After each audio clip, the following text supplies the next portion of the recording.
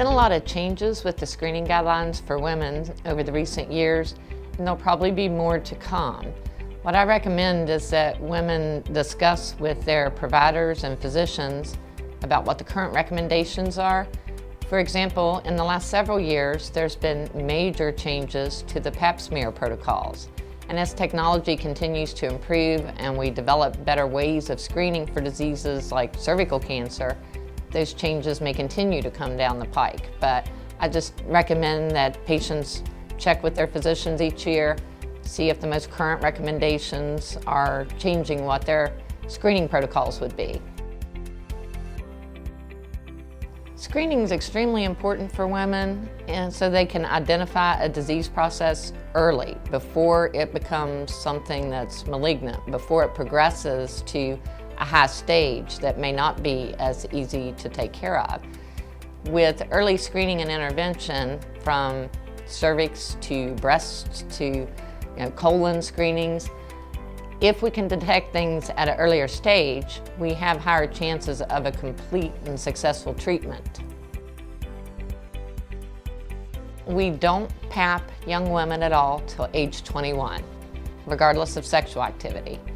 From 21 to 30, we do a pap alone. From 30 to 65, we do a pap smear plus a high-risk HPV screening test.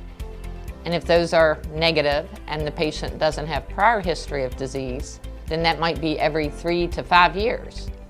If a patient's had a hysterectomy that removed the cervix as well, they may not have to be papped and monitored unless they had cervix cancer. So it's going to vary, it's age-based, risk-based, prior history-based, and you're going to see more and more of that happening in medicine, so it's going to be more customized. Currently for mammography, there's some debate between various colleges and institutions, but the general recommendations are starting at age 40 and annually. There are some conversations and some task force that have talked about switching from 40 to 50 every other year and then annually after 50, or other recommendations that if you fall into a higher risk category, then perhaps you need an MRI alternating with a mammogram. So again, it's going to be more customized. It's going to be based on your risk factors, based on your family history, based on prior results. I think it's important if you don't see another physician for routine care, because oftentimes women just go to their gynecologist. They may not even have a family or internal medicine physician. But I think it's important, if your gynecologist is the only person you see, that they're aware of that, so that we can do some baseline screenings for things like cholesterol and monitoring your thyroid and other important, again, based on family history, other important testing. Many patients have a good idea of family history, others may not, so somebody needs to be doing that for you. If it's not your gynecologist, it should be your primary care, be it a family physician or internal medicine doctor.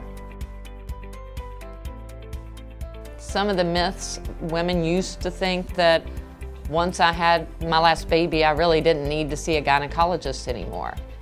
And then they discover, oh, I'm having this heavy bleeding, and they go to the doctor and find out they have a disease process that's probably been going on for 10 years since they had their last child. So certainly you still need annual screenings, you still need to see a physician after childbearing. Those are important things to keep in mind.